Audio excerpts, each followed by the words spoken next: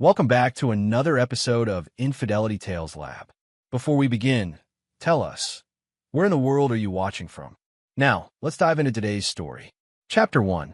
The Morning Routine. The alarm pierced through the silence at 6:30 a.m., just as it had every weekday for the past 8 years. Gabriel Torres rolled out of bed with military precision, his movements sharp and deliberate despite the early hour. At 35, he maintained the same discipline that had served him well during his 12 years as a Marine Corps sniper, and later as a private security consultant for high-profile clients. "Daddy, is Mommy ready?" 5-year-old Oliver bounded into the kitchen, his Batman pajamas wrinkled from sleep. The boy's dark hair stuck up at odd angles, a genetic gift from Gabriel's own stubborn locks. "She's getting dressed, buddy. Go brush your teeth while I make breakfast." Gabriel ruffled his son's hair, watching as Oliver scrambled toward the bathroom. The morning routine was sacred in the Torres household. Breakfast at 7, out the door by 7:30, Isabella at the train station by 8 for her commute to the city. Isabella emerged from their bedroom looking immaculate as always. Her auburn hair was pulled back in a sleek bun, her charcoal business suit pressed to perfection. At 32, she'd built an impressive career as a marketing director for a luxury hotel chain, often working late and traveling for conferences. Gabriel admired her ambition, even when it meant fewer family dinners. "Coffee's ready," Gabriel said, handing her the travel mug she preferred. Black, 2 sugars, just how she'd taken it since their college days at Northwestern. "Thanks, babe." Isabella kissed his cheek absently, already scrolling through her phone. "I might be late tonight. Big presentation tomorrow for the Henderson Group." Gabriel nodded, accustomed to her demanding schedule. He'd built his consulting business around flexibility, taking contracts that allowed him to be present for Oliver while Isabella climbed the corporate ladder. It was an arrangement that worked, or so he'd believed. The drive to Union Station took 25 minutes through Chicago's morning traffic. Oliver chattered about his upcoming school project on dinosaurs, while Isabella responded to emails in the passenger seat. Gabriel watched her in the rearview mirror, noting how she'd started wearing more makeup lately, how her work clothes had become more fashionable. "Bye, Mommy," Oliver called as Isabella climbed out at the departure zone. "Be good for Daddy," she said, blowing them both a kiss before disappearing into the crowd of commuters. The return trip was usually filled with Oliver's endless questions about everything from why the sky was blue to whether dinosaurs could swim. But today, something felt different. Gabriel caught his son staring out the window with unusual intensity, his small hands pressed against the glass. "What's on your mind, soldier?" Gabriel asked, using the nickname he'd given Oliver since the boy learned to walk. "Daddy," Oliver's voice was barely above a whisper. "When we go home, we need to be careful." Gabriel's training kicked in, the same instinct that had kept him alive through 3 tours in Afghanistan. His son's tone carried a weight that no 5-year-old should possess. "What do you mean, Oliver?" "It's about Mom." The boy's voice cracked slightly. "She does things when you're not there." Gabriel's hands tightened on the steering wheel. "What kind of things?" Oliver turned to face his father, his young eyes holding a seriousness that chilled Gabriel to the bone. "Promise you won't get mad at me." "I promise, buddy. Tell me what you've seen." "The mailman comes inside when you're not home. He stays for a long time. Mommy told me it's a secret game and I can't tell you." Oliver's words tumbled out in a rush. "But yesterday, I saw them in your bedroom through the crack in the door. They were wrestling without clothes on, and Mommy was making the same sound she makes when you wrestle with her at night." The world seemed to tilt on its axis. Gabriel pulled into a parking lot, his hands shaking slightly as he processed his son's innocent revelation. The mailman. Of course. Regular delivery schedule, familiar face, perfect cover. "Oliver, look at me." Gabriel turned in his seat, meeting his son's frightened gaze. "You did the right thing telling me. This isn't your fault, and I'm not mad at you. But from now on, when we see something that doesn't feel right, we keep it between us, okay?" The boy nodded solemnly. "Are you going to stop them from wrestling?" Gabriel's jaw clenched. "Yes, son. I'm going to stop them." Chapter 2. The Watching Game. They didn't go straight home. Instead, Gabriel drove to a nearby park where Oliver could play while his father's mind raced through possibilities and plans. 20 years of tactical training doesn't simply disappear because you've been betrayed by the person you trusted most. How long has the mailman been coming inside? Gabriel asked as Oliver climbed the jungle gym. Since before my birthday, Oliver replied, hanging upside down from the monkey bars. Maybe before Christmas too. 6 months. Maybe longer. Gabriel felt the familiar cold settle over him. The same detachment that had made him one of the military's most effective snipers. Emotion was a luxury he couldn't afford when calculating angles and wind speed, and it was a luxury he couldn't afford now. His phone buzzed with a text from Isabella. Forgot to mention, working late again tonight.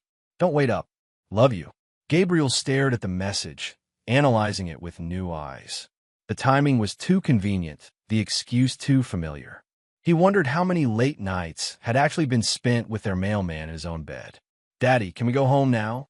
Oliver asked, jogging back to the truck. Actually, I have a better idea. Want to play a game? Oliver's eyes lit up. What kind of game? It's called the watching game. We're in a park where we can see our house, but nobody can see us. Then we watch and see what happens. Gabriel drove to a position 3 blocks away, parking the truck behind a row of delivery vans that provided perfect concealment while maintaining a clear line of sight to their 2-story colonial home. He'd learned patience in the desert, spending hours motionless while waiting for the perfect shot. This was no different. They didn't have to wait long. At 10:47 a.m., a familiar blue postal truck turned onto their street. Gabriel recognized the driver immediately. Trevor Walsh, mid-20s, athletic build, the kind of cocky smile that women seem to find charming. Gabriel had always been polite to the man, even tipped him at Christmas. There's Mommy's friend, Oliver said quietly. Gabriel watched through binoculars as Trevor parked in their driveway, rather than on the street like a normal mail delivery.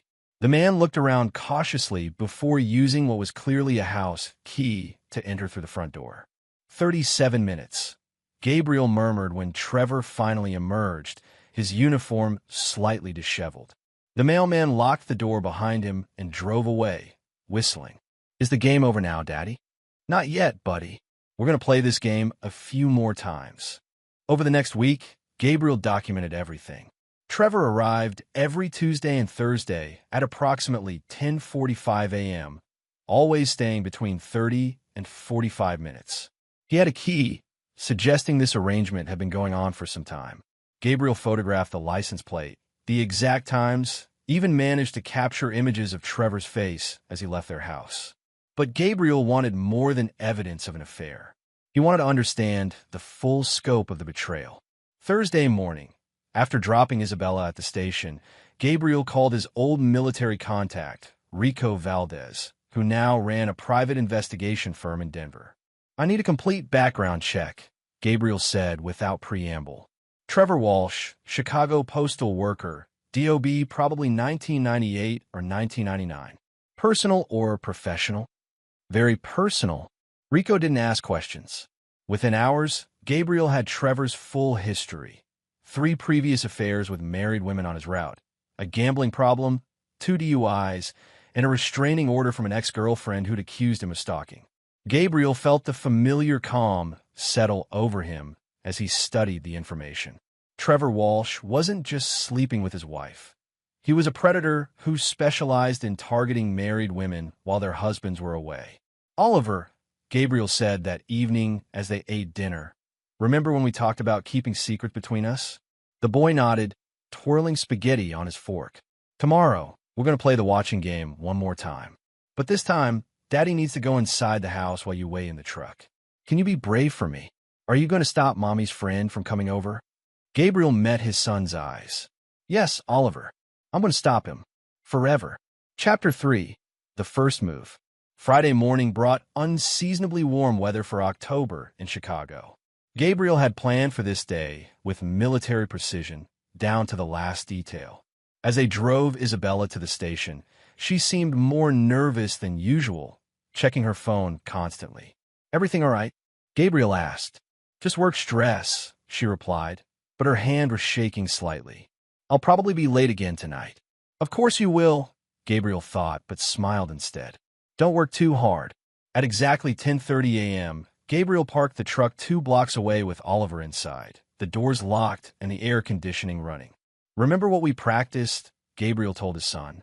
If anyone comes near the truck who isn't me, you hit this button. He showed Oliver the panic alarm on his keychain.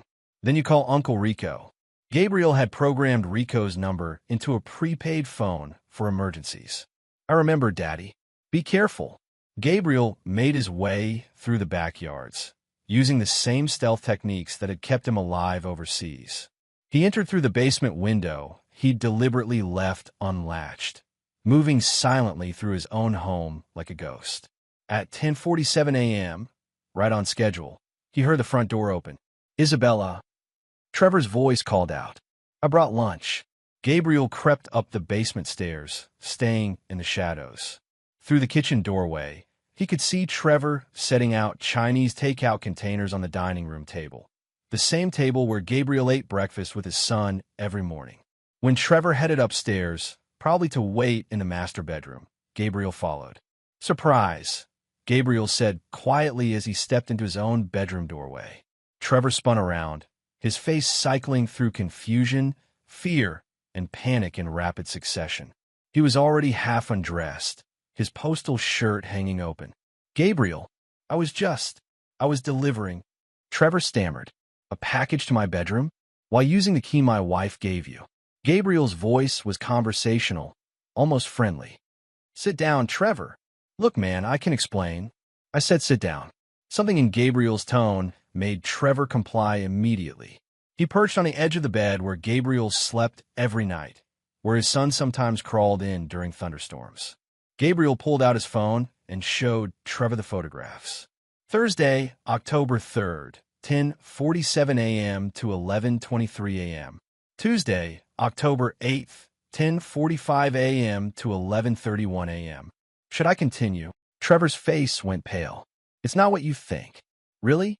Because I think you've been fucking my wife in my bed while my 5-year-old son was in the house. I think you've been doing it for months. And I think you've done this before.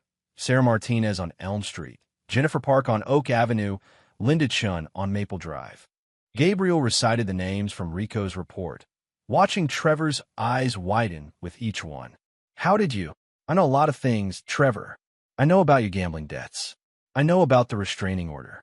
I know you specifically requested this route because it gave you access to lonely housewives. Gabriel sat down across from Trevor, his posture relaxed but his eyes deadly. What I want to know is why you thought you could do this to my family. Trevor tried to stand, but Gabriel's hand shot out, gripping the man's wrist with enough force to make him gasp. We're not done talking, Gabriel said calmly. You see, Trevor, I spent 12 years in the Marines. I learned a lot about patience, about planning, about making sure my targets never saw me coming. And right now, you're my target. You can't hurt me, Trevor wheezed. People will know. Who will know? Your supervisor thinks you're on your out. My wife thinks you're just a friendly mailman. My son thinks you're playing a wrestling game with his mother. Gabriel's grip tightened. The truth is, no one would miss you for hours. Maybe days. Trevor's breathing became rapid and shallow. What do you want? Gabriel smiled, and for the first time, Trevor seemed to understand the depth of his mistake. I want you to disappear, Trevor. I want you to request a transfer to another city, another state. I want you to never contact my wife again, never drive down this street again, never even think about my family again. And if I don't, Gabriel released Trevor's wrist and stood up. If you don't, I'll destroy you piece by piece. Your job, your credit, your reputation. I'll make sure every married woman in Chicago knows exactly what kind of predator you are. And if that doesn't work, Gabriel paused at the bedroom door. Well, let's just say I know how to make problems disappear permanently. Trevor sat frozen on the bed as Gabriel walked downstairs and out the front door, locking it behind him with his own key. By the time he returned to the truck, Gabriel was smiling genuinely for the first time in days. Did you stop Mommy's friend? Oliver asked. Phase 1 is complete, soldier. Now we move to Phase 2. Chapter 4, The Web Titans. Trevor Walsh submitted his transfer request that same afternoon. Within a week, he was assigned to a route in Portland, Oregon, nearly 2,000 miles away. Gabriel monitored the man's social media and credit reports through Rico's contacts, ensuring Trevor understood that distance wouldn't protect him if he ever returned. But Trevor was just the beginning. Isabella was the real target, and Gabriel intended to make her betrayal cost her everything she held dear. "Daddy, why doesn't the mailman come anymore?" Oliver asked the following Thursday as they returned from the station. "He got a new job far away," Gabriel replied. "But don't worry about him. We have other games to play." Gabriel had spent years studying Isabella's patterns, her ambitions, her weaknesses. She valued her career above all else, worked obsessively to maintain her image as the perfect corporate wife, and had built her entire identity around her professional success. That's where Gabriel would strike. Using skills learned during corporate security consultations, Gabriel began documenting every aspect of Isabella's work life. He knew her passwords. She'd never been careful about cybersecurity, often using variations of Oliver's name and birthday. Her laptop, left carelessly open while she showered, revealed far more than just scheduling conflicts. Isabella had been embellishing her expense reports for months, claiming personal meals and purchases as business expenses. Nothing major, just enough to supplement her shopping habits and spa treatments. She'd also been taking credit for marketing campaigns developed by junior staff members, using their ideas to secure her recent promotion. But Gabriel found something even more interesting in her deleted emails. Correspondence with a headhunter about a position with a competing hotel chain in Los Angeles. Isabella was planning to leave Chicago, to take Oliver and start fresh on the West Coast. She'd been interviewing secretly for weeks. "She thinks she's going to run away," Gabriel murmured as he copied the files to an encrypted drive. "She has no idea what's coming." Gabriel's next call was to Marcus Rodriguez, a former Marine who now worked in corporate intelligence. Marcus specialized in what he called reputation management, helping clients navigate scandals, or in some cases, creating scandals for their enemies. "I need you to audit someone," Gabriel said. "Isabella Torres, marketing director at Premier Luxury Hotels. I want everything: expenses, performance reviews, client feedback. And I want it to look like it came from an internal whistleblower. Personal or professional? Both. She's been stealing from the company and planning to jump ship to a competitor. I just need someone to connect the dots." Marcus had never asked questions during their military service, and he didn't start now. Timeline: 2 weeks. I want her gone before she has a chance to execute her exit strategy. While Marcus worked his magic in the corporate world, Gabriel began phase 3 of his plan. He hired a different private investigator, Maria Santos, to follow Isabella during her supposed late nights. Maria was a former Chicago police detective who specialized in divorce cases, and she had a reputation for obtaining evidence that would hold up in court. The photographs Maria provided were devastating. Isabella wasn't just having an affair with Trevor. She'd been seeing multiple men over the past year.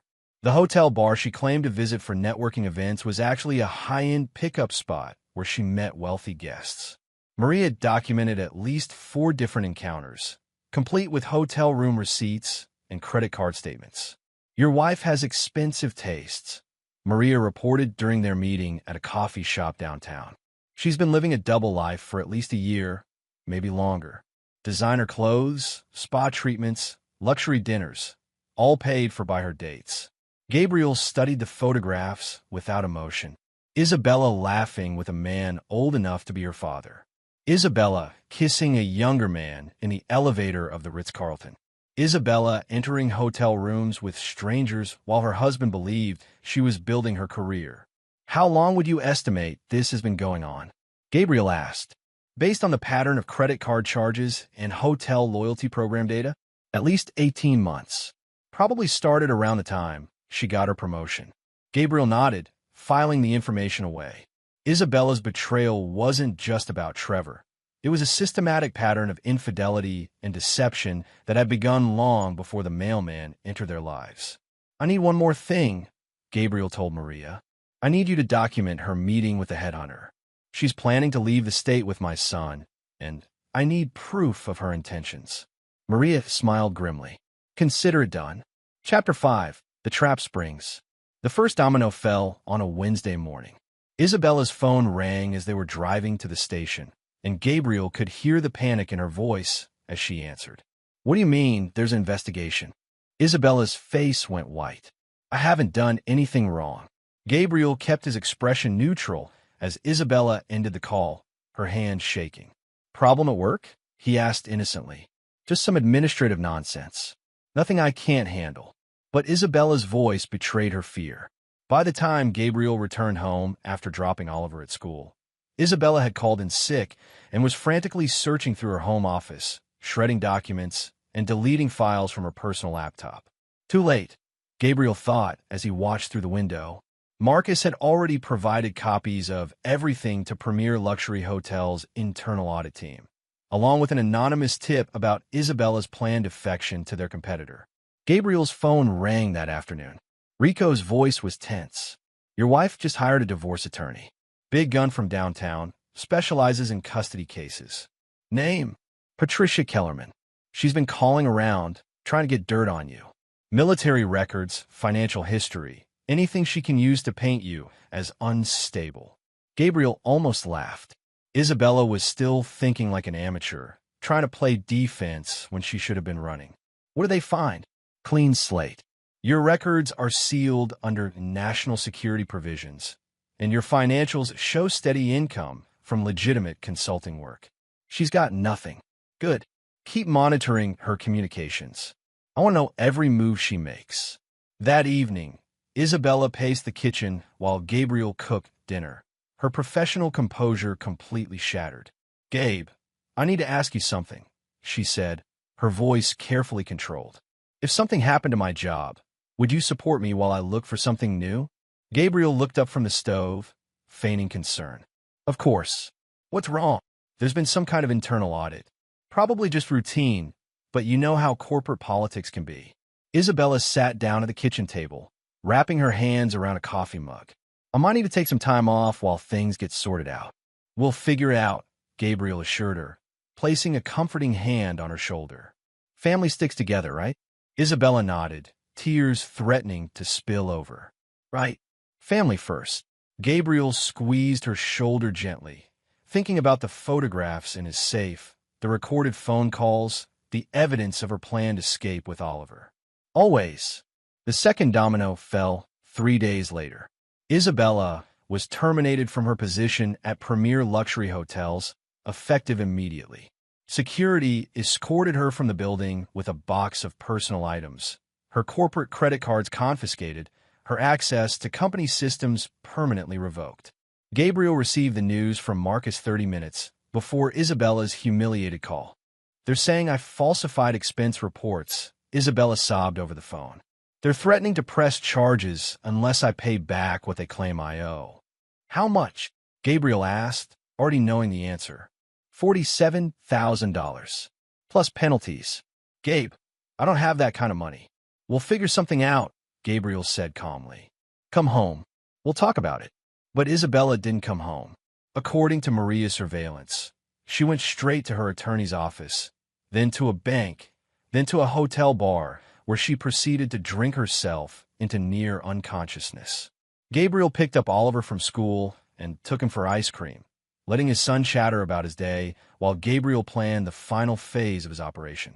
Daddy, will Mommy be okay? Oliver asked as they walked back to the truck.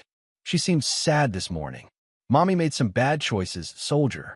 Sometimes when people make bad choices, they have to face consequences. Gabriel buckled Oliver in his car seat. But no matter what happens, you and I will always be okay. Oliver nodded solemnly. Because we're a team? Because we're a team, Gabriel confirmed. And teammates never betray each other.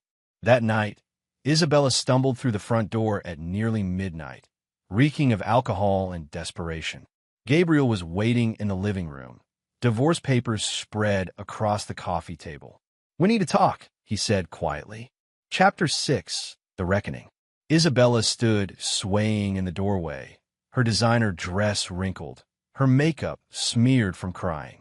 For a moment, Gabriel almost felt sorry for her, almost. Then he remembered Oliver's innocent voice describing the wrestling games, and the feeling evaporated. You're drunk, Gabriel observed. I'm ruined. Isabella slurred, collapsing onto the couch. 20 years of building my career, and it's gone. All of it. Gabriel gestured to the papers on the coffee table. I know about Trevor. I know about the others. I know about Los Angeles. Isabella's head snapped up, her eyes trying to focus. What are you talking about? The mailman who had a key to our house. The businessman from the Ritz-Carlton. The venture capitalist from the Palmer House. Should I continue? Gabriel's voice remained calm, clinical. Or would you prefer to discuss your interview with Crawford Hotels in L.A.? The color drained from Isabella's face. How did you? I know everything, Isabella. Every lie, every betrayal, every time you looked me in the eye and lied about working late. Gabriel leaned forward. I know you were planning to take Oliver and disappear to California. I know you've been stealing from your company to fund your affairs. I know you hired Patricia Kellerman to try to destroy me in court. Isabella began to sob, the sound harsh and broken in the quiet house. I never meant for it to go this far. When did it start? Gabriel asked. The affairs, the lying, the stealing. When did my wife become someone I don't recognize? After Oliver was born, Isabella whispered. I felt trapped, like my life was over. You were so good at being a father, so natural, and I felt like I was suffocating. The first time was it just happened. A conference in New York, too much wine, a charming stranger. Gabriel nodded, filing the information away. And Trevor. He was so young, so eager. He made me feel beautiful again, desired. Isabella wiped her nose with the back of her hand. I know it was wrong, but I couldn't stop. I didn't want to stop. What about Oliver? What about him? He saw you, Isabella. My 5-year-old son walked in on you and Trevor. He's been carrying that secret for months, thinking he was protecting some kind of game. Gabriel's voice finally showed emotion, cold, hard anger. You traumatized our child to satisfy your selfish needs. Isabella's sobs intensified. I never meant for him to see anything. I thought he was at school. He was homesick, fever of 102, and you sent him to his room so you could fuck the mailman in our bed. Gabriel stood up, towering over her. You put your affair above our son's well-being. I can fix this, Isabella said desperately. I'll get help, therapy, whatever you want. We can work through this. Gabriel laughed, the sound devoid of humor. Work through this? You've been lying to me for over a year. You've been stealing money, planning to kidnap my son, and destroying our family. There is no working through this. He picked up the divorce papers and placed them in Isabella's lap. You're going to sign these. Tonight, you'll agree to joint custody with primary residence going to me. You'll liquidate your retirement account to pay back what you stole from Premier Hotels. And you'll never contest any of my decisions regarding Oliver's welfare. And if I don't, Gabriel pulled out his phone and showed her the photographs. Isabella stared at images of herself with various men, her face cycling through shock, horror, and resignation. If you don't, these go to your parents, your sister, your friends from college, and every contact in your professional network. I'll also make sure the DA's office receives evidence of your embezzlement, complete with documentation of how you use company funds to finance your affairs. Isabella stared at the photos, her hands shaking. You've been planning this for weeks. Months, Gabriel corrected. Ever since Oliver told me about the mailman. I've been very thorough, Isabella. I have recordings of your phone calls, copies of your bank statements, hotel receipts, everything. You have no cards left to play. What about Oliver? He needs his mother. Oliver needs stability, honesty, and parents who put his welfare first. You've proven you're incapable of any of those things. Gabriel sat back down, his posture relaxed but his eyes hard. You can be part of his life on weekends and holidays, under my supervision, if you agree to my terms. Or you can fight me and lose everything, including any chance of a relationship with your son. Isabella picked up the divorce papers with trembling hands. You're destroying our family. No, Isabella. You destroyed our family the first time you brought another man into our home. I'm just cleaning up the mess. She signed the papers with tears streaming down her face, her signature barely legible. When she finished, Gabriel took the documents and placed them in his briefcase. You have until tomorrow morning to pack whatever personal items you want to keep. After that, you're not welcome in this house. Gabriel stood up and walked toward the stairs. Oh, and Isabella, if you ever try to take Oliver away from me, if you ever put him in danger again, I will hunt you down and make you disappear. That's not a threat, it's a promise. Isabella remained on the couch, sobbing into her hands, as Gabriel went upstairs to check on his sleeping son. Chapter 7, New Beginnings. 3 months later, Gabriel stood in the kitchen making breakfast while Oliver practiced reading at the table. The morning routine had evolved. No more trips to the train station, no more walking on eggshells around Isabella's moods. Just father and son, building a life based on honesty and mutual respect. "Daddy, will Mommy come to my birthday party?" Oliver asked, sounding up from his book. "If she wants to," Gabriel replied, though he doubted Isabella would show. She'd missed 2 scheduled visitations already, sending apologetic texts about needing time to get her life together. Isabella had moved to Milwaukee, taking a job with a small marketing firm that was willing to overlook her professional scandal. She lived in a studio apartment and drove a 10-year-old Honda, a far cry from the luxury lifestyle she'd maintained during her affair phase. Gabriel received court-mandated reports on her progress. She was attending therapy, working to pay back the money she'd stolen, and had apparently ended all romantic relationships. Dr. Martinez says it's normal for kids to have mixed feelings about divorce, Oliver announced, returning to his book. Gabriel smiled. The child psychologist had been Oliver's idea. The boy had asked why he felt sad about Mommy leaving when he was also happy that the wrestling games were over. Dr. Martinez was helping Oliver process the complex emotions that came with watching his family dissolve. "What did you tell her yesterday?" Gabriel asked. "That I'm glad you and Mommy don't fight anymore, but I miss having 2 parents who live in the same house." Oliver looked up with serious eyes. "Is that okay?" "It's very okay, soldier. You're allowed to have complicated feelings about complicated situations." Gabriel's phone buzzed with a text from Rico. "Package delivered. All clean." Gabriel deleted the message, satisfied. Rico had just confirmed that Trevor Walsh's new life in Portland had been thoroughly disrupted.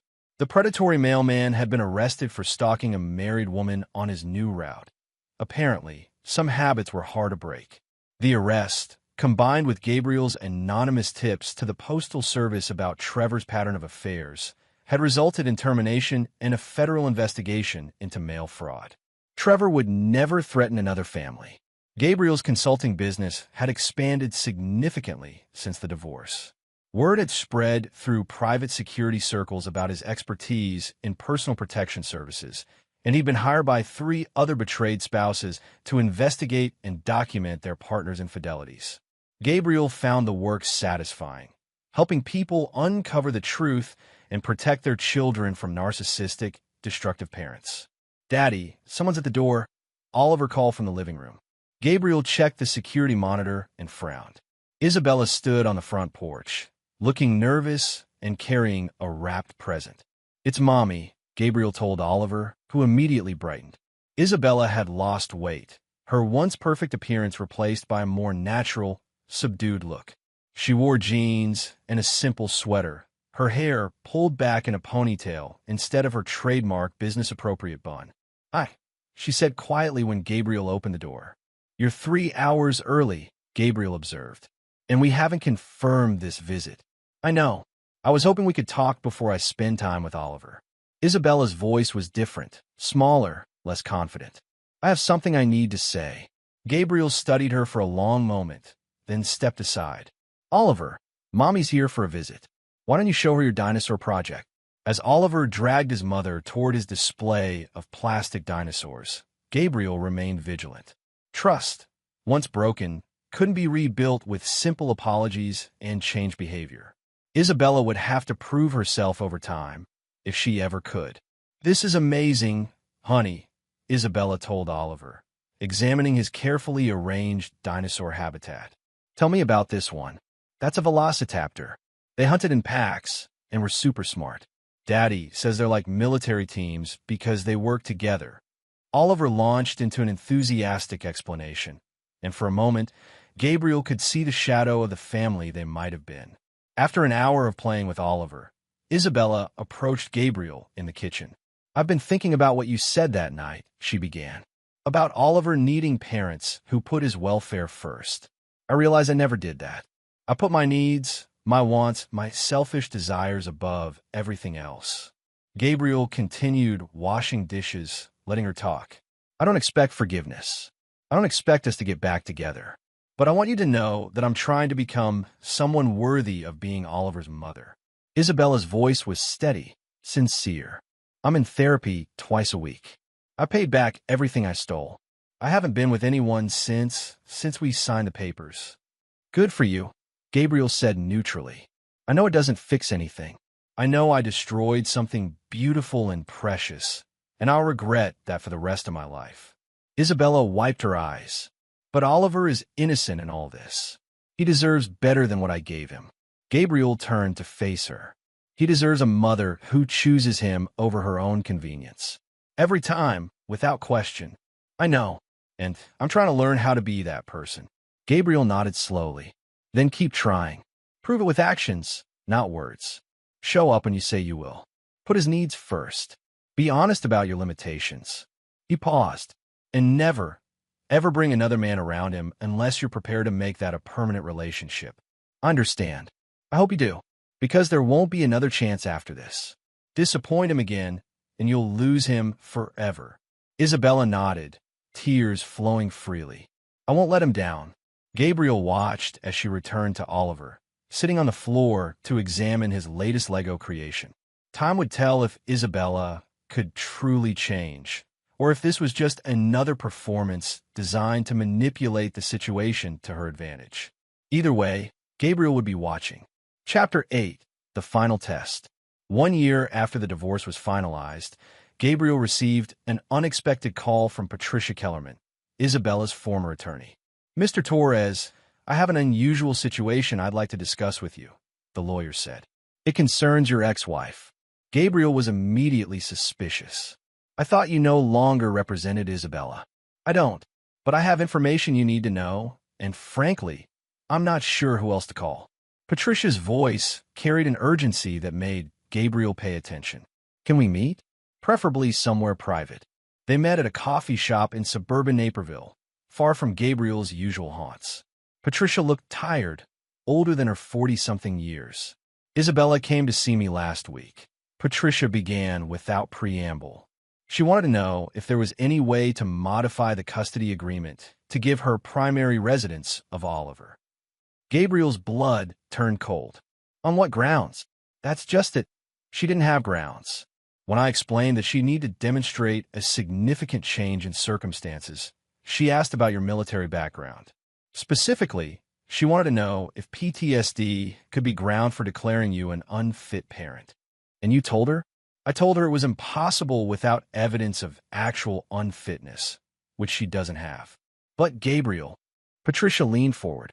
She's desperate. Her life in Milwaukee isn't working out. She lost her job last month. She's behind on rent, and I think she's considering doing something drastic. Gabriel processed this information with the same methodical approach he used for all potential threats. Define drastic. She asked very specific questions about parental kidnapping laws. What would happen if she took Oliver out of state without permission? How long it would take for law enforcement to get involved? Whether she could claim you were abusive to justify her actions. Gabriel felt the familiar cold settle over him. The same emotional detachment that had served him well in combat situations. Did you advise her against this course of action? Of course. I also declined to represent her in any such matter. But Gabriel, she's not thinking clearly. She's lost everything. Her career, her home, her identity. Oliver is the only thing she has left. Oliver isn't a thing to be possessed, Gabriel said quietly. He's a child who needs stability. I know that. You know that. But Isabella is in crisis mode, and people in crisis make terrible decisions. Patricia pulled out a business card. This is a colleague of mine who specializes in family law enforcement. If Isabella does try something, you'll need legal representation immediately. Gabriel pocketed the card. Thank you for the warning. That evening, Gabriel called Rico while Oliver played video games in the living room. I need full surveillance on Isabella, Gabriel said. 24/7 monitoring, financial tracking, communication intercepts. She's planning something. How deep do you want me to go? As deep as necessary. If she tries to take Oliver, I want to know about it before she makes her move. Rico's report came 3 days later. Isabella had withdrawn her remaining savings, $3,847 in cash. She'd researched bus routes from Chicago to cities without extradition agreements with Illinois. Most tellingly, she'd purchased a prepaid cell phone and had been calling Oliver's school, asking detailed questions about security procedures and pickup protocols. Gabriel immediately contacted Oliver's principal, Mrs. Henderson, a sharp-eyed woman who'd run the elementary school for 15 years. "I need to add some names to Oliver's authorized pickup list," Gabriel explained during their meeting. "And I need to remove his mother temporarily." Mrs. Henderson raised an eyebrow. "Is there a safety concern?" "Potentially. Isabella has been asking about school security, and I have reason to believe she might attempt to take Oliver without permission." Gabriel showed her the court documents establishing his primary custody. "Until further notice, only I or my designated emergency contacts should be allowed to take Oliver from school. Of course, we'll update his file immediately and alert all staff." Mrs. Henderson made notes in Oliver's permanent record. "Should we be concerned about pickup attempts after hours? Isabella knows our routine. She might try during lunch, recess, or field trips when security is more relaxed." Gabriel handed her Rico's business card. "This is my security consultant. If you have any questions or concerns, call him immediately." Gabriel spent the weekend preparing Oliver for a potential crisis without frightening the boy. "Remember our rule about going with other people?" Gabriel asked as they worked on a puzzle together. "Only go with you, Uncle Rico, or Mrs. Martinez from next door," Oliver recited. "And only if they know the secret password. And if someone tries to make you go with them anyway, scream, fight, and run toward other grown-ups." Oliver looked up from the puzzle. "Are you worried about something, Daddy?" Gabriel ruffled his son's hair. "Just being careful, soldier. Good fathers always have backup plans." The attempt came on Tuesday afternoon. Gabriel was in a client meeting when his phone buzzed with an emergency alert from the school. He excused himself and called Mrs. Henderson immediately. Isabella showed up during lunch recess, the principal reported. She told the playground supervisor she was here to pick up Oliver for a dentist appointment. When the supervisor asked for written authorization, Isabella became agitated and claimed there was a family emergency. "Where is she now?" Security walked her off the property. She kept insisting she had a right to see her son, but when we showed her the updated pickup restrictions, she left. Mrs. Henderson paused. "Gabriel," she seemed unstable, angry and desperate. "Is Oliver okay?" "He's fine. He was in the library during lunch, so he didn't see any of it." "But Gabriel, I think you should consider involving the police." Gabriel was already walking to his truck. "I'll be there in 10 minutes. He found Oliver in the principal's office, reading a book and seemingly unaware of the drama that had unfolded. Gabriel's heart clenched as he looked at his son, innocent, trusting, completely dependent on the adults in his life to keep him safe. "Hey, soldier, ready to go home? Already? But I didn't finish my math worksheet." "We'll finish it at home," Gabriel promised, helping Oliver gather his backpack. As they walked to the truck, Gabriel spotted Isabella's Honda parked across the street from the school. She was sitting behind the wheel, staring at them through the windshield. When she realized Gabriel had seen her, she started the engine and drove away. Gabriel made a decision that would determine the final outcome of his war with Isabella. Chapter 9. Endgame. Gabriel called 911 from the school parking lot, reporting attempted kidnapping and a violation of custody orders. By the time he and Oliver reached home, 2 police cruisers were waiting in their driveway. "Mr. Torres? I'm Detective Sarah Williams. We need to discuss your ex-wife's behavior today." Gabriel invited the officers inside, while Oliver went to his room to work on homework.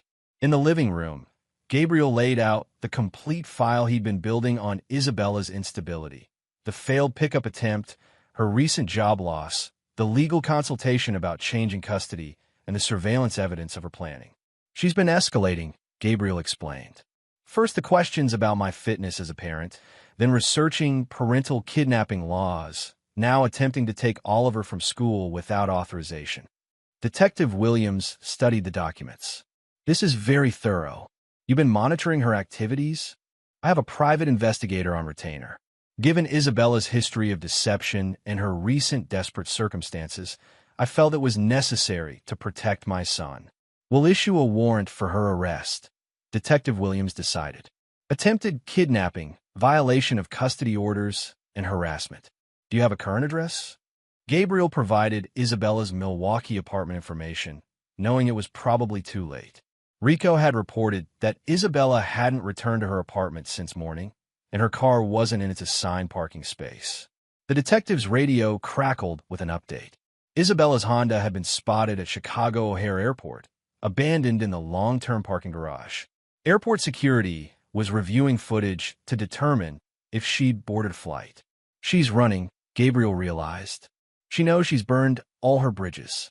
But Gabriel had underestimated Isabella's desperation. At 9:47 p.m., while Oliver slept and Gabriel reviewed security footage with Rico, the power went out. The backup generator kicked in immediately, but Gabriel knew the outage wasn't coincidental. She's here, Gabriel told Rico, his voice deadly calm. Take Oliver to the safe room.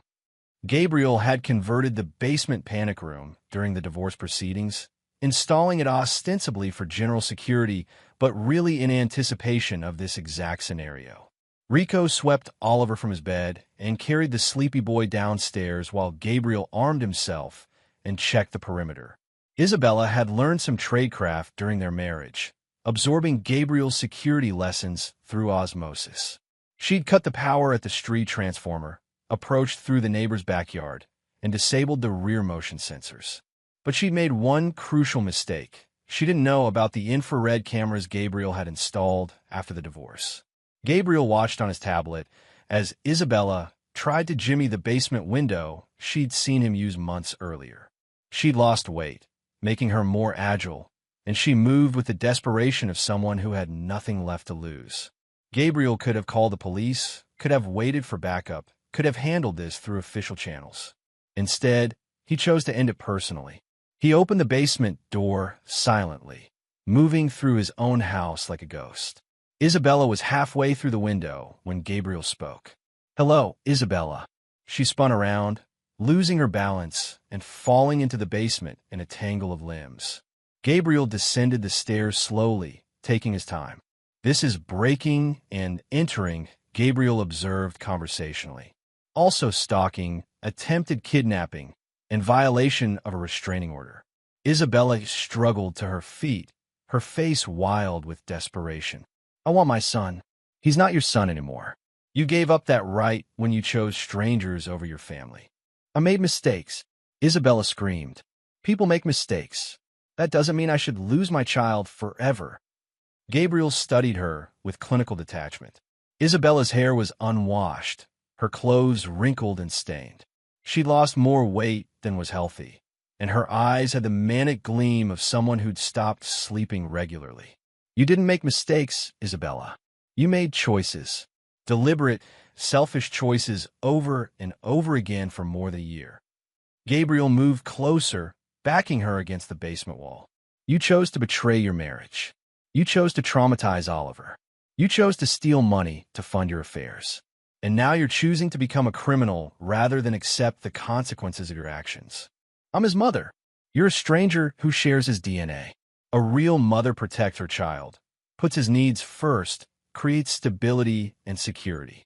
Gabriel's voice remained calm, but his eyes were hard as steel. You've done none of those things. You've brought chaos and pain into his life at every opportunity.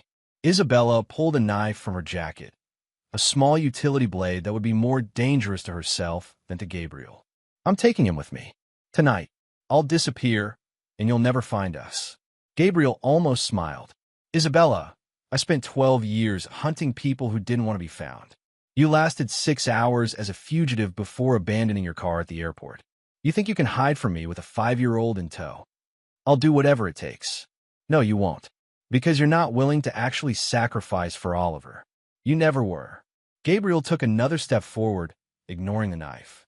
If you were really willing to do anything for him, You would have ended your affairs when he walked in on you and Trevor. You would have chosen your family over your selfish desires. You would have put his emotional well-being above your own pleasure. Isabella raised the knife, her hand shaking. Stay back. You want to know the truth, Isabella? Oliver doesn't ask about you anymore. He's happier without you. More secure, more confident, better adjusted. Gabriel's words hit her like physical blows. He's building a life based on honesty and stability, and you're not part of it. You're just a reminder of chaos and pain. That's not true. But Isabella's voice cracked, betraying her knowledge that Gabriel was right. Dr. Martinez says Oliver has been processing his trauma beautifully. He understands that adults sometimes make bad choices, and he's learned to recognize healthy relationships versus toxic ones. Gabriel was close enough now to take the knife away from her, but he didn't. He's learned that people who really love him don't lie to him, don't put him in danger, don't use him as a weapon in their personal wars. Isabella's arm dropped, the knife clattering to the concrete floor. I wanted to matter to someone. You mattered to Oliver. You mattered to me. But you threw that away for validation from strangers. Gabriel picked up the knife and slipped it into his pocket. And now you're going to prison. Police sirens wailed in the distance, growing closer. Rico had called for backup the moment Isabella entered the house. They'll give you 3 to 5 years for attempted kidnapping. Gabriel continued conversationally. By the time you get out, Oliver will be 10 years old. He won't remember you clearly, and he'll have no interest in reconnecting with someone who tried to steal him from his father. Isabella collapsed against the basement wall, sliding down to sit on the cold floor. I've lost everything. Yes, you have. Because you chose short-term pleasure over long-term happiness. You chose lies over truth. You chose selfishness over sacrifice.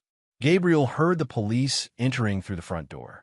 And most importantly, you chose to see Oliver as your possession rather than your responsibility. Detective Williams appeared at the top of the basement stairs, followed by 2 officers with drawn weapons. She's unarmed, Gabriel called up, and ready to surrender. As the officers placed Isabella in handcuffs, she looked at Gabriel one last time. Will you tell Oliver I love him? Gabriel considered the question seriously. No, love is action, not words. If you loved him, you would have made different choices. He turned away as they led her upstairs. Actions have consequences, Isabella. Finally, after the police left and the house was secure, Gabriel found Oliver in the safe room, reading a book while Rico played on his phone. Is everything okay now, Daddy? Oliver asked without looking up from his story. Everything's fine, soldier. Mommy won't be bothering us anymore.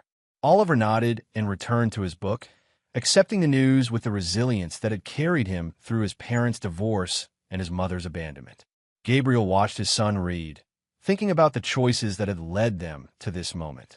Isabella would spend the next several years in prison, and when she was released, Oliver would be old enough to decide for himself whether he wanted a relationship with her. Gabriel suspected the answer would be no. Some betrayals couldn't be forgiven. Some trust, once broken, could never be repaired.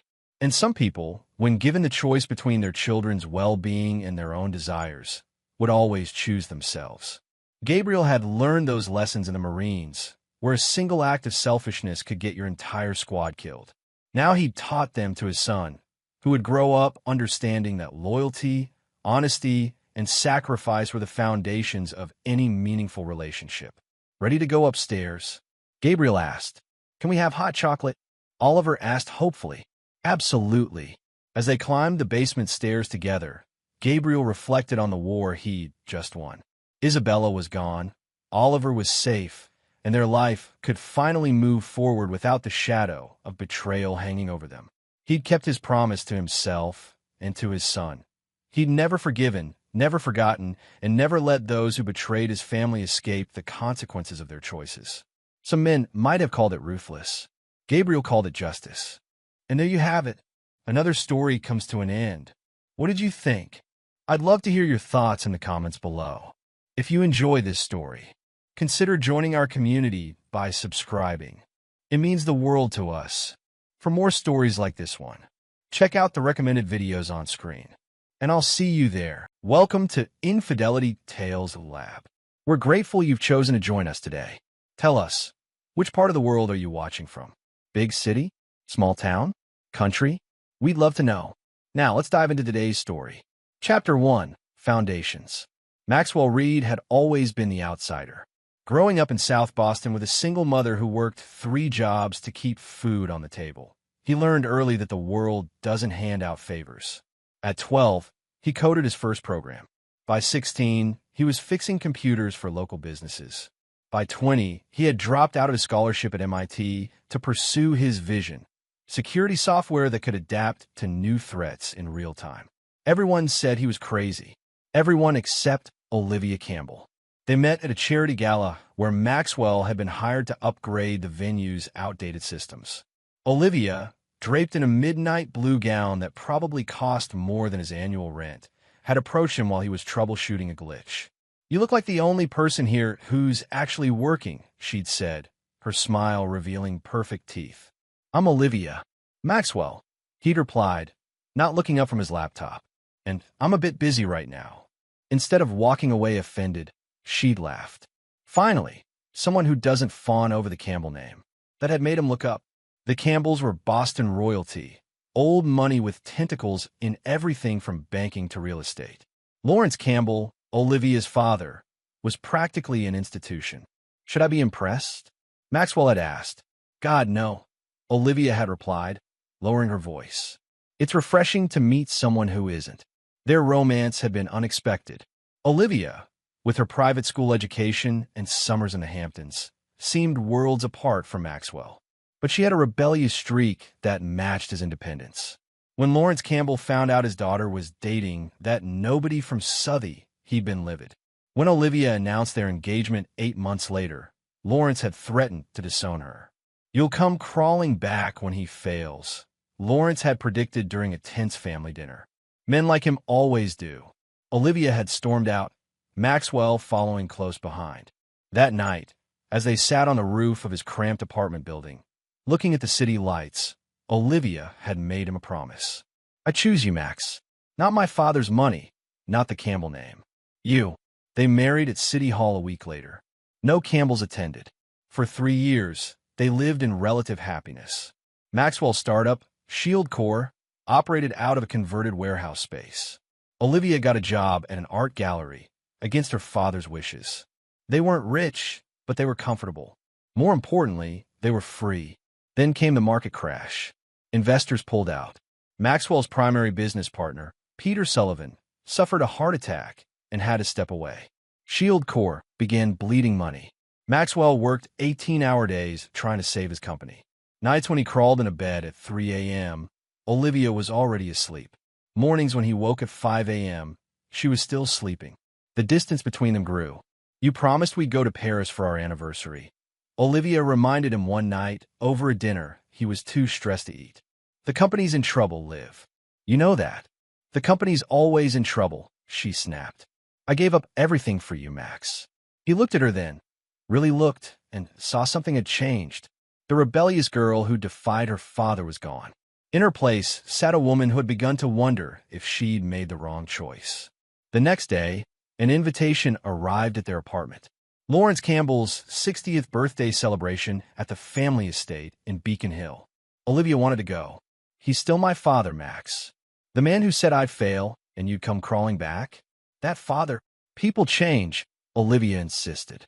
"He's extended an olive branch. The least we can do is accept it." Maxwell reluctantly agreed. What he didn't know was that Lawrence Campbell never extended olive branches. He only set traps. Chapter 2. Cracks in the Foundation.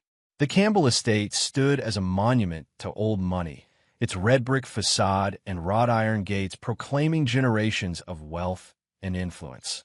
As Maxwell parked their modest sedan amid a sea of luxury vehicles, he felt the familiar tightening in his chest, the South Boston kid who didn't belong. Olivia squeezed his hand. "It'll be fine," she assured him, though her eyes darted nervously toward the mansion. Lawrence Campbell greeted them in the grand foyer, his silver hair perfectly coiffed, his handshake firm but brief when he acknowledged Maxwell. "Olivia, darling," he said, embracing his daughter. "You've been missed." "And Maxwell, still working on that little computer project?" ShieldCore is a cybersecurity company with 26 employees, Mr. Campbell. Maxwell responded evenly. Hardly a little project. Lawrence's smile didn't reach his eyes. Of course. How? Entrepreneurial of you. The evening unfolded like psychological warfare. Maxwell endured pointed questions about ShieldCore's finances, thinly veiled insinuations about his ability to provide properly for Olivia, and exclusion from conversations about summer homes and private jets. He might have endured it all, if not for Bradley Winthrop. Bradley approached during dinner, taking the empty seat beside Olivia, while Maxwell was trapped in conversation with a banker across the table. In his tailored suit and with his Harvard Business School pedigree, Bradley represented everything Lawrence wished his son-in-law had been. Maxwell watched as Bradley leaned too close to Olivia, making her laugh in a way Maxwell hadn't heard in months. He saw how Lawrence nodded approvingly at their interaction, and he noticed how Olivia didn't move away when Bradley's hand briefly covered hers. Later that night, as they drove home in silence, Maxwell finally spoke. "You seemed quite comfortable with Bradley. We grew up together," Olivia dismissed. "He's an old friend your father clearly approves of." "Don't start, Max. Not everything is a conspiracy." But in the weeks that followed, Maxwell couldn't shake the feeling that something had been set in motion that night. Olivia began attending more Campbell family functions, alone, claiming Maxwell was too busy with ShieldCore anyway. She started mentioning Bradley in conversation, casual references to lunches and gallery openings. Just catching up with an old friend, she insisted when Maxwell questioned her. Meanwhile, ShieldCore faced its darkest hour. An investor pulled out at the last minute, leaving them without the capital needed for an essential server upgrade. Maxwell discovered the investor had received a call from Lawrence Campbell's bank, suggesting ShieldCore was a risky investment. Maxwell confronted Olivia, who defended her father vehemently. "Why would he sabotage your company? That makes no sense. Because he wants you back in the fold, Liv. He wants you to see me fail, just like he predicted." "You're being paranoid," she snapped. "Maybe ShieldCore is failing because you spend more time with your computers than with actual people, including your wife." The argument ended with Olivia grabbing her purse and slamming the door on her way out. She didn't come home that night. When she returned the next morning, her excuse about staying at a hotel rang hollow. Maxwell noticed a matchbook from the Four Seasons in her purse, Bradley Winthrop's permanent residence. He said nothing but retreated into his work with renewed intensity. If ShieldCore failed, he would lose everything, including Olivia. He was certain of it now. 2 weeks later, Maxwell received a call from an unknown number. A venture capitalist named Theodore Hayes wanted to meet regarding a potential acquisition of ShieldCore's technology. "I've been monitoring your progress," Hayes said over coffee in a downtown bistro. "Your adaptive response algorithm is exactly what my portfolio companies need." Maxwell was suspicious. "Why now? We're hardly at our peak valuation." Hayes smiled. "Let's just say I recognize potential when others don't. I'm prepared to offer $500 million. Maxwell nearly choked on his coffee. The figure was 10 times what he'd hoped for in his wildest dreams. "There's a catch," Hayes continued. "Complete confidentiality until the papers are signed. No one can know. Not your team, not your family. These deals fall apart under scrutiny." Maxwell hesitated only briefly before agreeing. If Hayes was genuine, this would change everything. If not, well, Maxwell had nothing left to lose. For the next month, Maxwell worked in secret with Hayes and his legal team.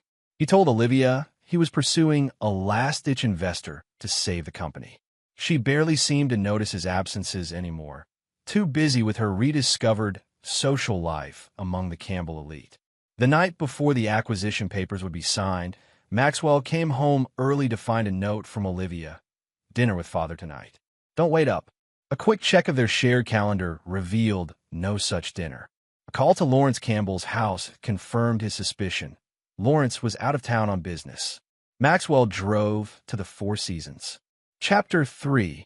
The Revelation. The hotel bar at the Four Seasons exuded quiet luxury. Crystal glasses, leather chairs, and discreet service for Boston's elite. Maxwell sat in a corner booth, nursing a whiskey he couldn't taste, watching the entrance. At 8:17 p.m., Olivia arrived, wearing a dress Maxwell had never seen, black, fitted, revealing.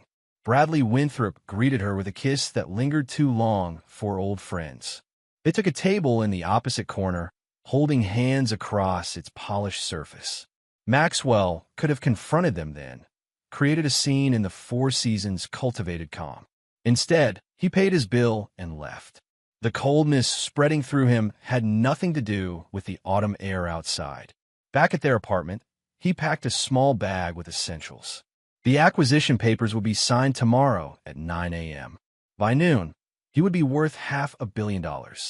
By 1 p.m., he would be gone from this apartment and this marriage. He spent the night in his office, finalizing details with Theodore Hayes via encrypted messages. At dawn, he returned home to shower and change. Olivia was asleep in their bed.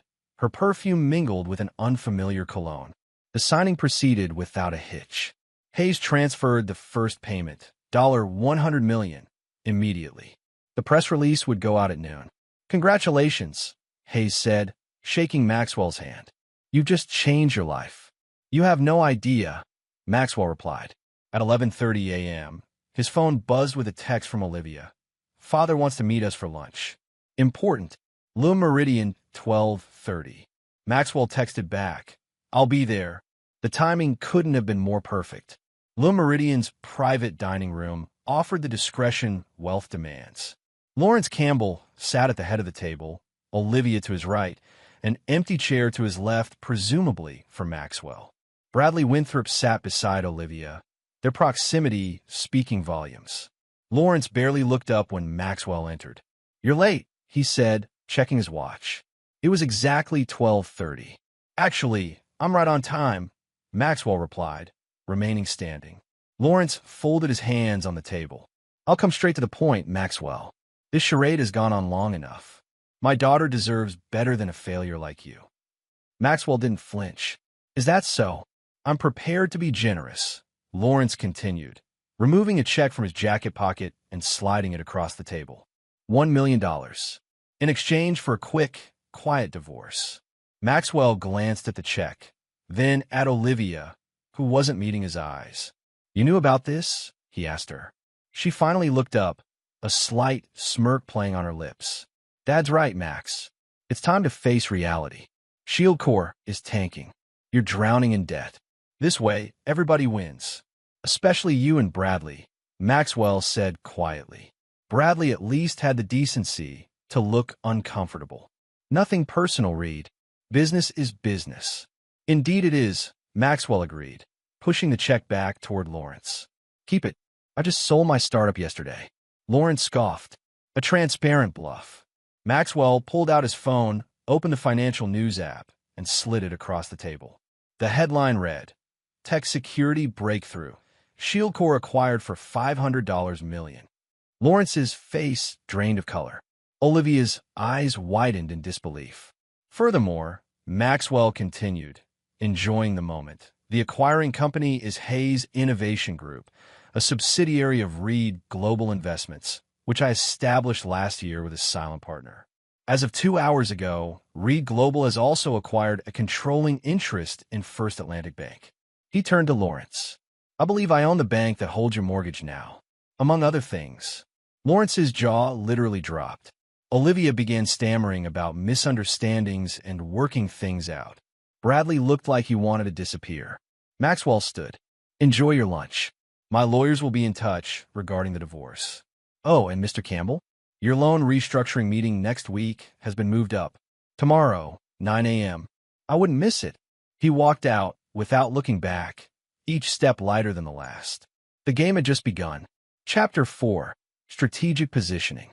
The penthouse suite at the Archer Hotel offered panoramic views of Boston Harbor, but Maxwell Reed barely noticed the scenery. Spread across the dining table were documents, bank statements, property records, corporate filings, a paper trail of Campbell family vulnerabilities. "You're sure this is all legal?" Maxwell asked Harlow Donovan, the former federal prosecutor now heading his legal team. Harlow, a stern woman with silver hair cropped close to her scalp, adjusted her glasses. Legal? Yes. Ethical? That's a different question. The Campbell holdings are over-leveraged.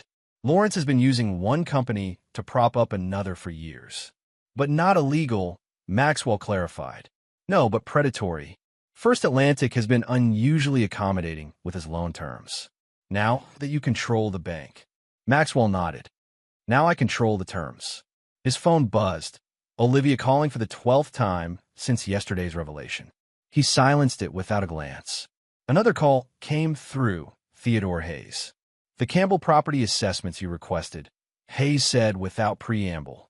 Lawrence's primary holding company, Campbell Heritage Group, used their Beacon Hill mansion as collateral for loans on 3 commercial properties downtown. Perfect, Maxwell replied. Proceed as discussed. He ended the call as Vivian Lang entered the suite. His childhood friend had risen through Goldman Sachs to become one of Boston's most cutthroat investment bankers. Now she worked exclusively for Maxwell. The Winthrop portfolio analysis, she announced, sliding a folder across the table. Bradley's family money is mostly tied up in Campbell Ventures. If Lawrence takes a hit, Bradley goes down with him, Maxwell finished. Harlow frowned. This vendetta against your wife's lover is perfectly justified, Maxwell interrupted. Bradley knew she was married. He participated in their scheme to humiliate me while Lawrence tanked my company. Actions have consequences. His phone buzzed again. A text from Peter Sullivan, his former business partner who'd suffered the heart attack, heard the news. Incredible. Can we meet? Maxwell texted back. Archer Hotel. 7 p.m. Peter arrived looking healthier than Maxwell had seen him in years. They embraced briefly. $500 million, Peter marveled. I always believed in Shield Corps, but this, your heart attack was a blessing in disguise, Maxwell told him. If you'd stayed, Lawrence Campbell would have destroyed you too. Peter's expression darkened. So the rumors are true? Olivia and that Winthrop character? Maxwell nodded grimly. What's your play now? Peter asked. Justice, Maxwell replied simply. Lawrence Campbell spent years looking down on me, then actively tried to ruin me. He nearly succeeded. Now he'll understand what it feels like to lose everything. And Olivia? Maxwell's expression hardened. She made her choice. The following morning, Maxwell entered First Atlantic Bank's boardroom precisely at 9 a.m. Lawrence Campbell was already waiting, his usual confidence notably diminished. This meeting is unnecessary, Lawrence began. My payments are current. But your loan covenants aren't, Maxwell countered, opening a folder. Your debt-to-income ratio exceeds the maximum permitted by your agreement. First Atlantic previously overlooked this because, well, you're Lawrence Campbell. He looked up. I'm not nearly as impressed by that name. Lawrence's face flushed with anger. You spiteful little upstart. This is about Olivia. This is about business. Maxwell cut him off. First Atlantic is calling your loans due in full. You have 30 days. Lawrence paled. That's over $40 million. You know that's impossible. Not my problem. Perhaps Bradley Winthrop's family can help. I understand they're quite close to your interests. This won't bring Olivia back, Lawrence said, a last desperate jab. Maxwell smiled coldly. I don't want her back. I want you to remember this moment, Lawrence. When you offer me $1 million to disappear, believing I was nothing, I want you to live with the consequences of your miscalculation. That afternoon, Maxwell met with Thomas Reynolds, Lawrence's longtime business rival. You want me to buy Campbell's downtown properties? Reynolds clarified, eyebrows raised. At 60 cents on the dollar, Maxwell confirmed. Once First Atlantic forecloses, Reynolds whistled. That's ruthless. I like it. But why involve me? Because everyone knows your history with Lawrence. When you acquire his properties, it will be the ultimate humiliation. Reynolds grinned. Count me in. Meanwhile, across town, Bradley Winthrop was discovering his family's precarious financial position. His frantic calls to Lawrence went unanswered. His calls to Olivia connected to voicemail. The trap was tightening. Chapter 5. The Counter-Moves. The story broke on a Tuesday. Campbell Empire faces financial crisis. By Wednesday, Lawrence Campbell's carefully cultivated reputation was in tatters. First Atlantic Bank had officially called in his loans. The stock of Campbell Heritage Group plummeted. Creditors swarmed like vultures over wounded prey. Maxwell watched the chaos unfold from the disciplined calm of his new operations center, an entire floor of Boston's premier office tower that he'd leased under Reed Global Investments. Screens displayed real-time updates on Campbell Holdings, Winthrop assets, and market reactions. Harlow Donovan entered, tablet in hand. Lawrence is trying to secure emergency funding from Meridian Trust. Maxwell nodded. As expected, Vivian Lang stepped forward. Already handled. I met with Meridian's board yesterday. They've declined his application. Not personally blocked, Maxwell clarified. We can't appear to be orchestrating this. Of course not, Vivian confirmed. I simply provided accurate information about the Campbell liabilities. Their risk assessment did the rest. Theodore Hayes arrived next. Bradley Winthrop is liquidating personal assets. Watches, art collection, the summer house in Nantucket. Too little, too late, Maxwell observed dispassionately. His phone buzzed with another call from Olivia. 3 weeks of unanswered calls and texts, yet she persisted. This time he answered. Maxwell, she began, her voice carefully controlled. We need to talk. About what, Olivia? Your affair with Bradley? Your father's attempt to buy me off? Or perhaps the divorce papers you were served yesterday? This vendetta against my father is childish, she snapped, facade cracking. You've made your point. You're not a failure. Now stop this madness. Madness? Maxwell repeated softly. No, Olivia. This is clarity. For years, I tolerated your father's condescension. I ignored your growing disdain. I worked myself to exhaustion while you were sleeping with Bradley. Now you're experiencing consequences. I'll contest the divorce, she threatened. I'm entitled to half of everything. Actually, you're not. The prenuptial agreement you signed was for your non-existent assets at the time, she interrupted. It doesn't cover Shield Corps' acquisition. Check paragraph 12, Maxwell advised. Any business founded during the marriage, regardless of subsequent valuation. He paused. Your father should have read it more carefully when his lawyer drafted it. Silence stretched across the line. I loved you, Olivia, Maxwell said finally. That wasn't a lie. If you ever loved me, she replied, voice trembling, you'll stop destroying my family. Maxwell ended the call without responding. That evening, Peter Sullivan visited the operations center, whistling at the impressive setup. You've come a long way from that warehouse in Southie, he remarked. I had proper motivation, Maxwell replied drily. Peter's expression turned serious. Lawrence Campbell is spreading rumors. Says you hacked bank records, committed fraud to tank his businesses. Let him, Maxwell shrugged. Every transaction is legitimate. Every move legally sound. He's desperate, Peter warned. Desperate men do desperate things. Maxwell nodded thoughtfully. I'm counting on it. The next morning, Lawrence Campbell requested a meeting through intermediaries. Maxwell agreed to see him at the Archer Hotel. Lawrence arrived looking haggard, his usually immaculate appearance showing signs of strain. His handshake was limp when Maxwell greeted him. You've made your point, Lawrence began without preamble. Name your price to end this. Maxwell gestured for him to sit. There is no price, Lawrence. This isn't a negotiation. Everyone has a price, Lawrence insisted. 5 million? 10? Name it. You still don't understand, Maxwell said quietly. This isn't about money. It's about justice. Lawrence's composure cracked. You sanctimonious prick. You think you're the first man Olivia cheated with? Bradley is just the latest in a long line. She has a pattern, rebellious phases where she slums it with men I disapprove of, then returns to her real life. Maxwell absorbed this revelation with outward calm, though it twisted something inside him. That's your defense? That your daughter is a habitual cheater you manipulate for control. I'm saying you were temporary, Lawrence spat. A phase. She would have left you eventually, $1 million check or not. Perhaps, Maxwell acknowledged. But now we'll never know. What we do know is that Campbell Heritage Group faces bankruptcy. Bradley Winthrop's family fortune is evaporating, and your Beacon Hill mansion goes to auction next week.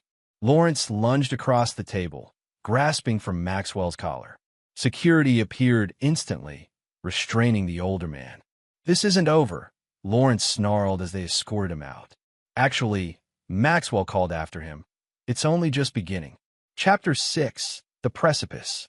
The Beacon Hill Mansion auction drew a crowd of elite Bostonians, reporters, and curious onlookers, all witnesses to the unprecedented fall of Lawrence Campbell. Maxwell observed from the sidelines, unrecognized in his understated attire. 15 million, going once, going twice, sold to number 47. Thomas Reynolds lowered his bidding paddle, a satisfied smile playing across his face. He had just purchased the Campbell family home for half its appraised value. Maxwell's phone vibrated.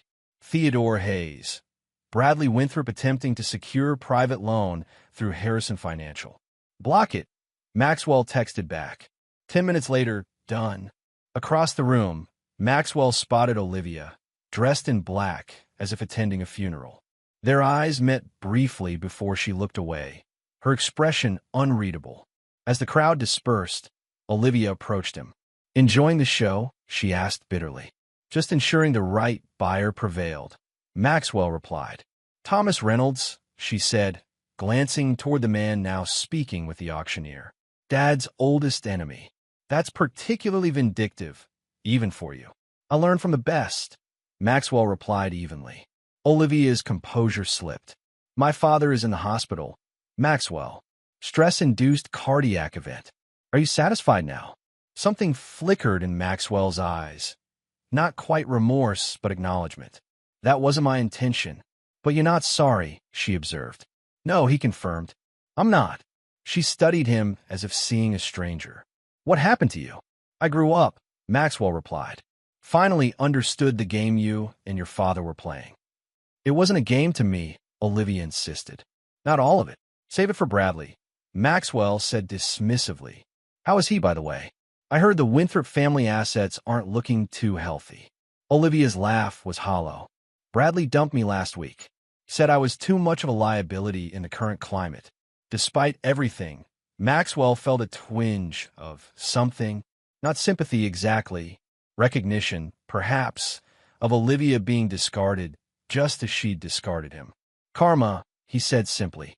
That evening, Maxwell received an unexpected visitor at the Archer. Vivian buzzed from the lobby. "Bradley Winthrop is here. Says it's urgent." Maxwell considered a moment. "Send him up." Bradley entered looking significantly diminished, designer suit replaced by department store attire, the confident swagger gone. 2 minutes, Maxwell told him, not offering a seat. Bradley nodded nervously. "I'm here to propose a deal. I have information about Lawrence's offshore accounts. Assets your financial team hasn't found. I'll provide access in exchange for leniency." Maxwell regarded him coldly. "You're betraying Lawrence now?" "It's survival," Bradley admitted without shame. "Lawrence hid millions in the Caymans. With that information, you can complete his destruction. All I ask is that you ease up on the Winthrop holdings." "And Olivia? What about your relationship with my wife?" Bradley's gaze dropped. "That's over." "It was a mistake." "A mistake," Maxwell repeated. "Like helping Lawrence sabotage my investors? Like conspiring at that lunch to humiliate me with $1 million check? Those kinds of mistakes." Bradley paled. "Lawrence orchestrated everything. I just followed his lead." "Cowardice and betrayal," Maxwell observed. "Quite the combination." He walked to the window, considering the offer. The offshore accounts would indeed complete Lawrence's financial ruin. But accepting Bradley's treachery felt repugnant. "You have the information with you?" Maxwell asked finally. Bradley quickly produced a flash drive. "Everything's here. Account numbers, passwords, transfer records." Maxwell took it, turning it over in his hand. "You understand this doesn't absolve you? This is merely a consideration." "I understand," Bradley said, relief evident in his voice. "You can go." Maxwell dismissed him. After Bradley left, Maxwell inserted the flash drive into his laptop. The files confirmed substantial offshore holdings. Nearly $60 million Lawrence had hidden from creditors and tax authorities. Maxwell called Harlow Donovan. "I need to know if this information was obtained legally," he said, forwarding the files. I'll review immediately, she promised. An hour later, she called back. It's complicated. The information itself is damning for Lawrence. Potential tax evasion, hidden assets during financial disclosures. But using it could implicate Bradley Winthrop in those same crimes. And me by extension, if I act on it, Maxwell concluded. Precisely, Harlow confirmed. This could be a trap. Bradley provides information. You use it, then Lawrence claims corporate espionage or blackmail. Maxwell considered this. Or it could be exactly what it appears. A desperate man selling out his mentor to save himself. Either way, Harlow advised, proceed with extreme caution. Maxwell stared at the offshore account details on his screen. Using this information would destroy Lawrence completely. It would also potentially compromise Maxwell's own carefully constructed legal position. The perfect trap within a trap. Lawrence Campbell remained in the hospital, his empire crumbling. Bradley Winthrop had turned informant against his mentor. Olivia stood abandoned by both her lover and her fortune. And Maxwell held the power to determine all their fates. Chapter 7. The Reckoning. Dawn broke over Boston Harbor as Maxwell Reed convened his inner circle in the Penthouse Command Center. Harlow Donovan, Vivian Lang, Theodore Hayes, Peter Sullivan, and Thomas Reynolds gathered around the conference table. Bradley Winthrop's information checks out, Maxwell announced. Lawrence Campbell has hidden approximately $60 million across 3 Cayman accounts. That would certainly interest the IRS, Thomas Reynolds remarked with a predatory smile. And violates at least 6 loan covenants with First Atlantic, Vivian added. Harlow raised a cautionary hand. It also presents significant legal risk if we act on illegally obtained information. Which is why we won't, Maxwell interrupted. At least, not directly. He activated the room's main display, showing a complex flowchart of financial entities. For the past 3 weeks, we've been tracking every legitimate Campbell transaction. We've established a pattern. With that pattern, our analysts have mathematically predicted the existence of these offshore accounts without using Bradley's information. Parallel construction, Harlow noted, impressed despite her reservations. Precisely, Maxwell confirmed. Vivian will present First Atlantic's findings to federal regulators as part of standard due diligence following loan defaults. We never mentioned the flash drive. And Bradley? Peter asked. Gets nothing, Maxwell said firmly. The Winthrop assets remain in our crosshairs. Thomas Reynolds leaned forward. That's cold, Reed. Effective but cold. Bradley made his choices, Maxwell replied without remorse. Just like Lawrence. Just like Olivia. The meeting concluded with assignments distributed. Maxwell remained alone, staring at the harbor view. His phone buzzed with a text from an unknown number. Need to meet. Hospital cafeteria. 2 p.m. Important. Olivia. Maxwell hesitated before responding. One time. Then we're done.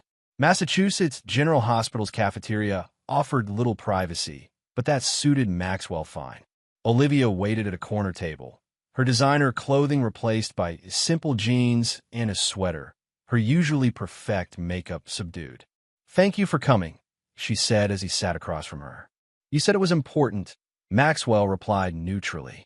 Olivia pushed a cup of coffee toward him, prepared exactly as he liked it, he noted. Old habits. My father suffered a major stroke last night, she said without preamble. The doctors are uncertain about recovery. Maxwell absorbed this without visible reaction. I'm sorry for your personal pain, he said finally. But Lawrence made his choices. He's asking for you, Olivia continued. Keep saying your name when he's lucid. This surprised Maxwell. Why would he want to see me? I don't know, Olivia admitted. But it might be your last chance to, I don't know, make peace. Peace, Maxwell repeated, tasting the word like something foreign. There's no peace to be made, Olivia. Your father tried to destroy me. You betrayed me. Bradley conspired with both of you. Actions have consequences. Tears filled Olivia's eyes.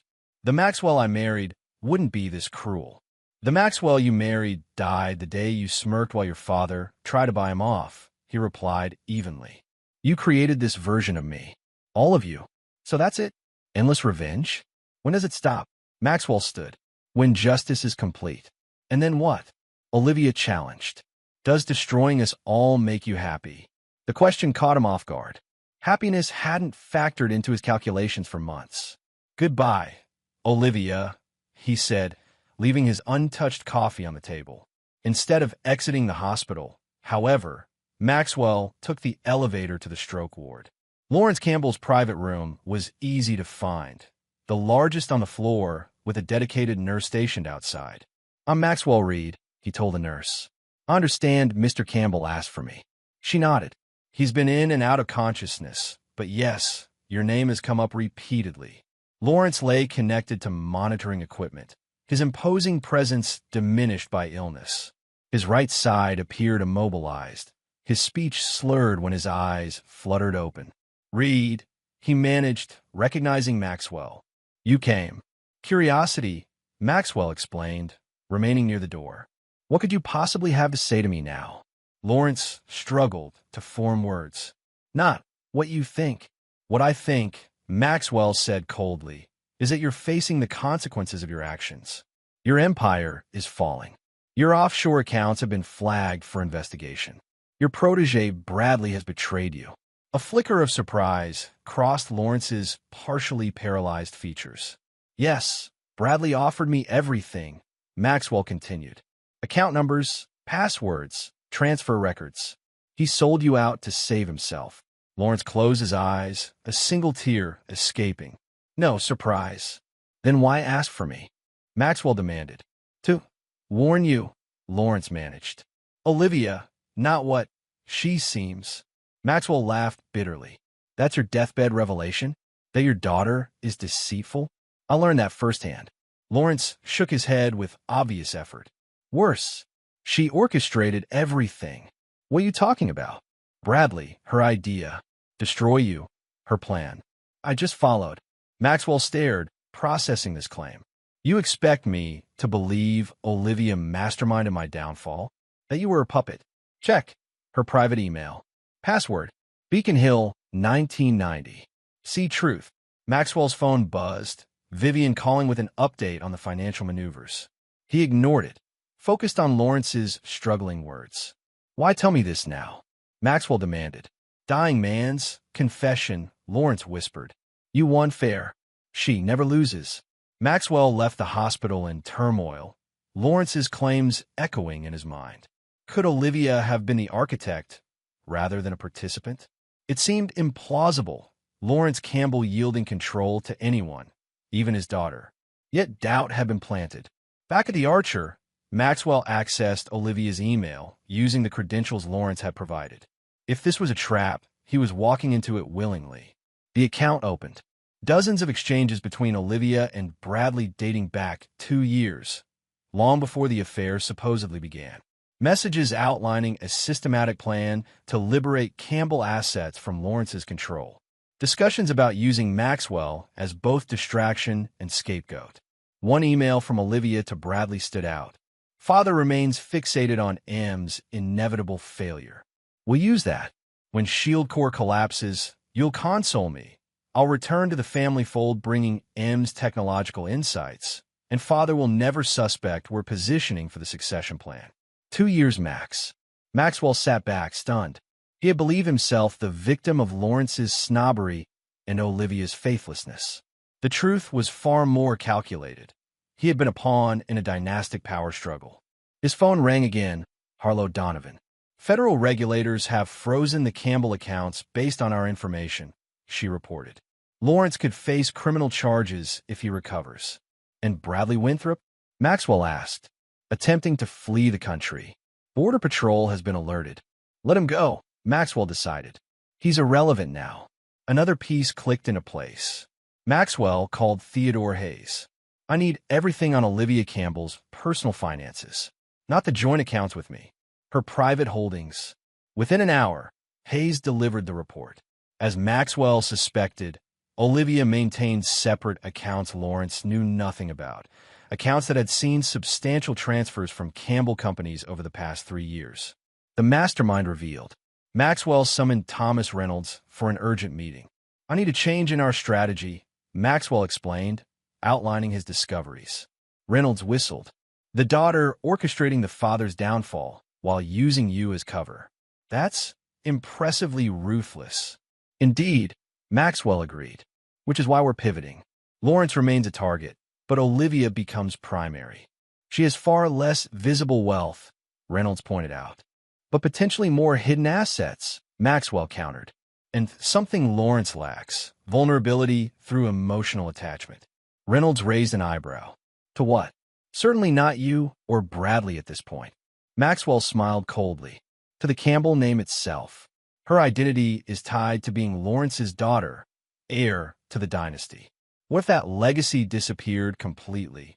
Understanding dawned on Reynolds' face. You're going to dissolve Campbell Heritage Group entirely. Erase the name from Boston's landscape. Precisely, Maxwell confirmed. Not just financial ruin, historical erasure. Chapter 8. Dismantling Dynasty. The Campbell Foundation Annual Gala had been Boston's premier charitable event for 3 decades.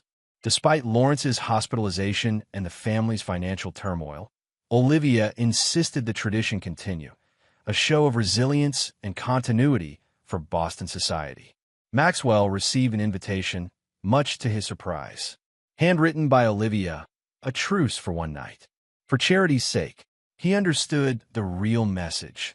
Olivia was making a public stand, demonstrating Campbell permanence despite recent setbacks. He would attend, but not alone. The ballroom of the Fairmont Hotel glittered with Boston's elite, though attendance was noticeably thinner than previous years. Fairweather friends had abandoned the Campbell orbit as its gravitational pull weakened.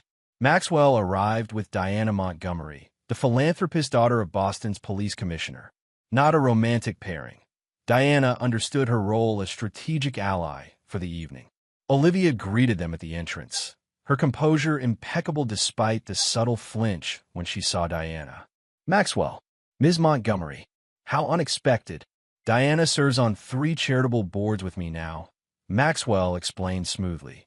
Since I become so active in Boston philanthropy. Olivia's smile remained fixed. Of course, philanthropy has always been a Campbell tradition.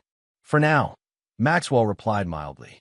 The evening progressed with Olivia playing perfect hostess, making announcements about the foundation's ongoing work and Lawrence's temporary absence due to health concerns. No mention of financial troubles or frozen assets. During dinner, Maxwell excused himself and slipped away to a service corridor where Vivian Lang waited with a tablet. It's done, she confirmed. The press release goes out at 9 p.m. precisely. Maxwell checked his watch. 8:57. Perfect timing. He returned to the ballroom just as Olivia took the stage for her keynote address. For generations, the Campbell name has represented stability, generosity, and commitment to Boston's future, she began. Though my father cannot be with us tonight, his vision continues through the Campbell Foundation's work. Maxwell observed phones lighting up throughout the audience. The news was breaking.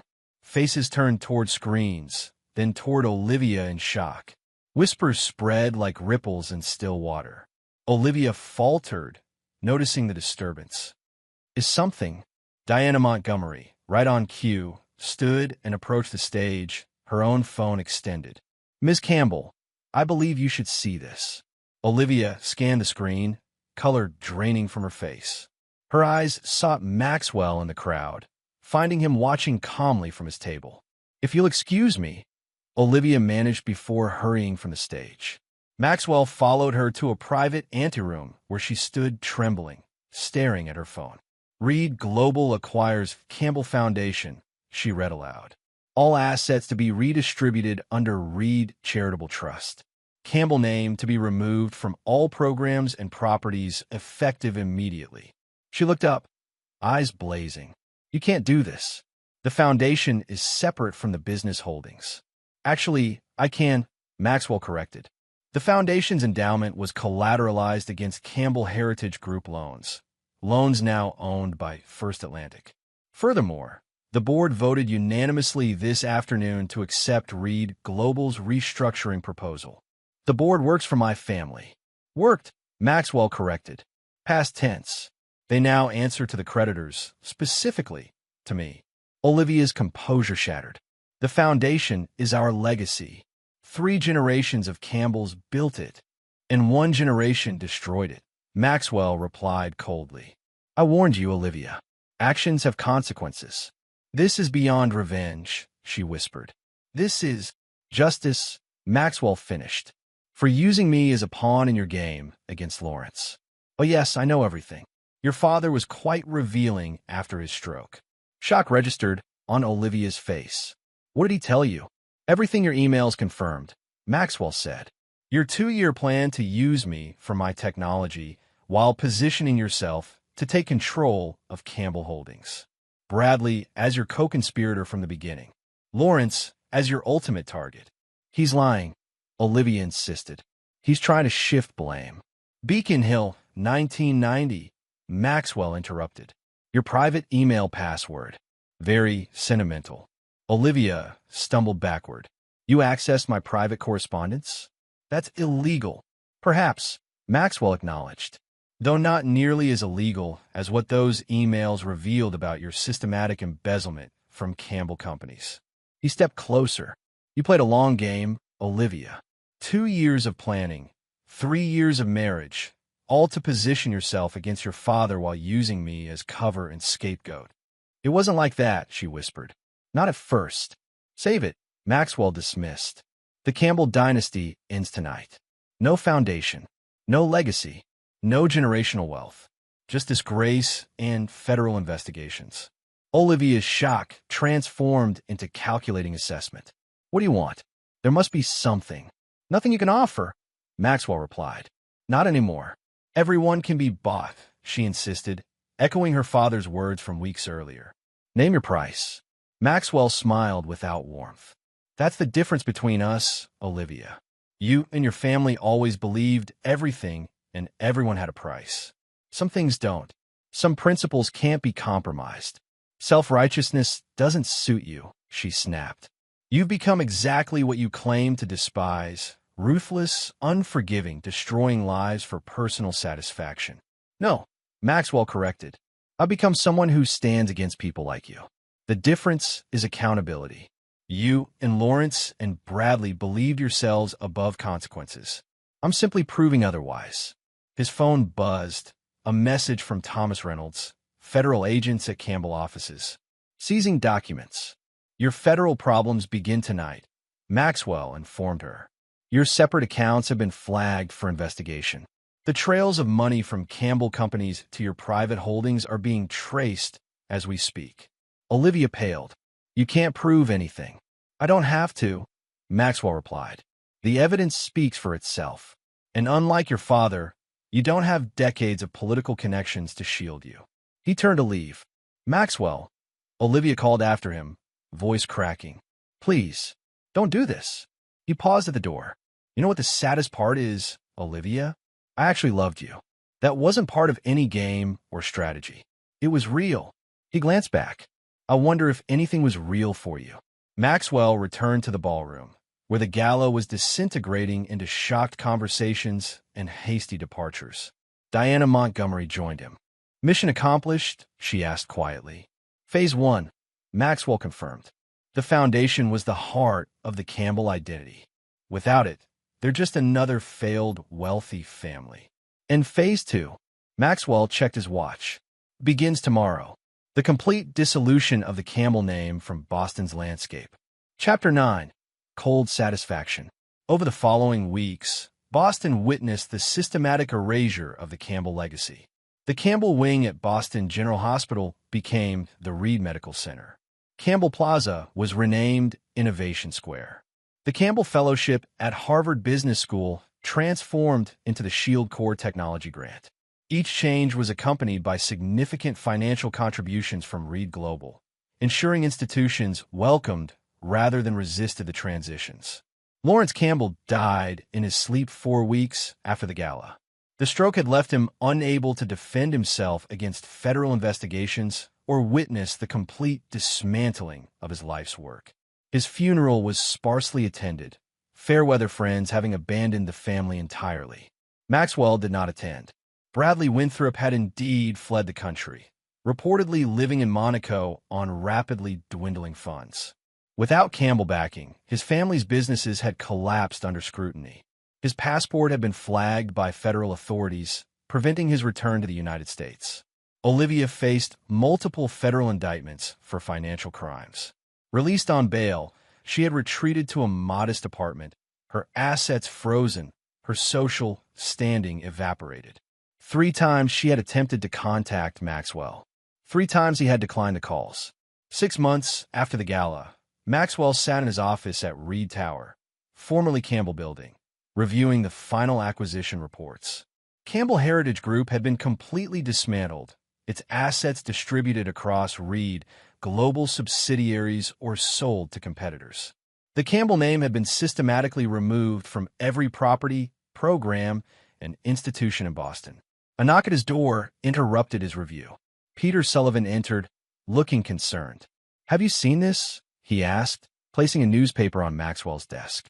The headline read, "Olivia Campbell attempts suicide following indictment." Maxwell scanned the article impassively. Olivia had been found unconscious in her apartment after an apparent overdose. She remained hospitalized, but stable.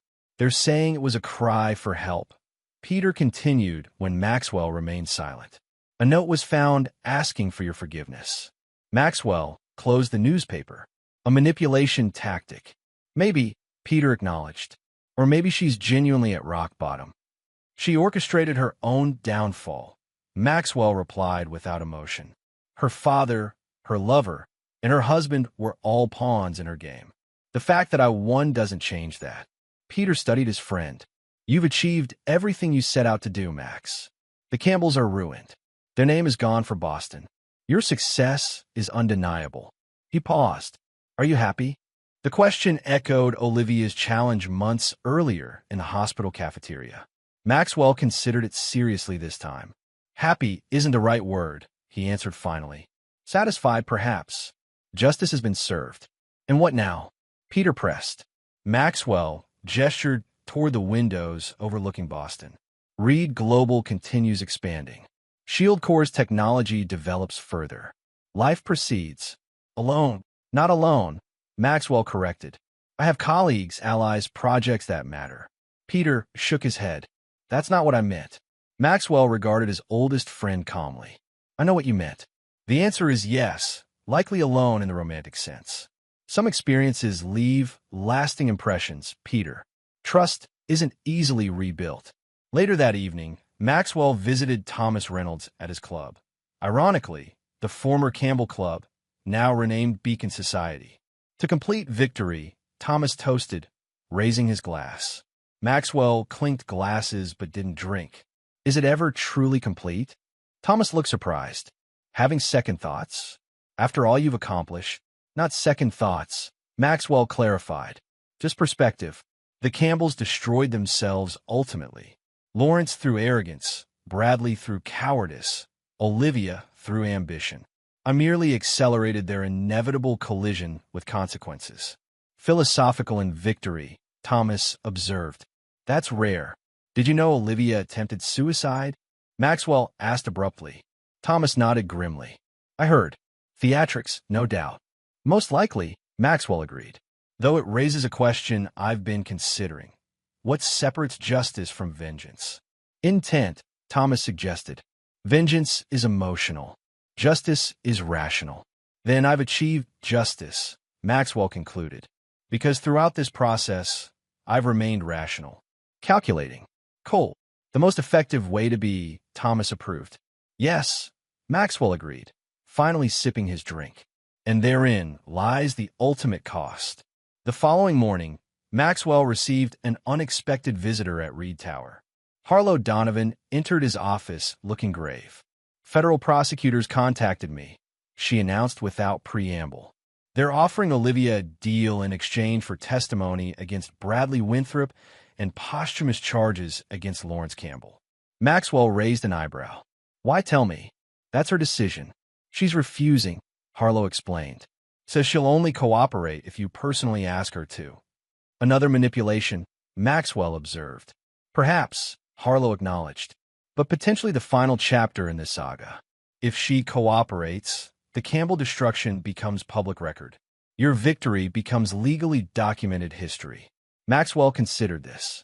And if I refuse, she likely faces significant prison time. The evidence is substantial. As it should be, Maxwell noted.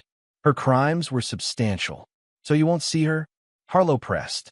Maxwell stared out at the Boston skyline, a landscape now devoid of Campbell influence. No, her choices led her here, just as mine led me here. And that's sufficient, Harlow asked, knowing she'll suffer the legal consequences without your intervention. Justice doesn't require my presence, Maxwell replied. Only truth and accountability. After Harlow departed, Maxwell remained at his window, watching the city below. In 1 year, he had transformed from struggling entrepreneur to powerful billionaire. From loving husband to calculating avenger. From optimistic creator to cold strategist. His phone buzzed with a text from an unknown number, Olivia's latest attempt to reach him. I never meant to love you, but I did. That was my